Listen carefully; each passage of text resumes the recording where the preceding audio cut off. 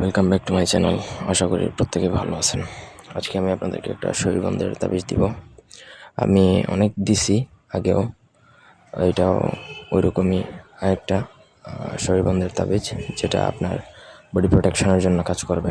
এটার সাথে থাকলে কোনো ধরনের বানজাদুটনা, কুফরি, কালাম, চাটন, মারণ, স্তম্ভন, আকর্ষণ, বিদ্বেষণ, জিনভূত, দেবদানব, কিয়াকুন্নি কোনো কিছুই টুটকা কোনো কিছুই আপনাকে টাচ করতে পারবে না। ঠিক আছে? তো এটা প্রসেস একটু হার্ড হতে পারে, বাট এটা যদি আপনি প্রয়োগ করে ফেলতে পারেন সঠিকভাবে, সেক্ষেত্রে আপনার আর কোনো ক্ষতির সম্ভাবনা বলতে গেলে নাই। তো ভিডিওটা না টেনে শেষ পর্যন্ত দেখবেন। আমার চ্যানেলটা সাবস্ক্রাইব করবেন, লাইক, কমেন্ট, শেয়ার করবেন। আপনার ব্যক্তিগত যে কোনো প্রয়োজন বা যে কোনো কাজ যদি আমাদেরকে দিয়ে করাতে চান, সেক্ষেত্রে স্ক্রিনে যে নাম্বার আছে সরাসরি ফোনে, হোয়াটসঅ্যাপে কিংবা ইমেতে যোগাযোগ করে আপনাদের যে কোনো কাজ আমাদেরকে দিয়ে করাতে পারবেন, দেশে অথবা দেশের বাইরে থেকে। স্ক্রিনে দেখুন একটা মঘা ভাষায় 9টা ঘরের নকশা দেওয়া আছে। সেটা আপনাকে অরিজিনাল রূপার পাতে খোদাই করতে হবে। ছোটো রূপার পাতে খোদাই করে নেবেন।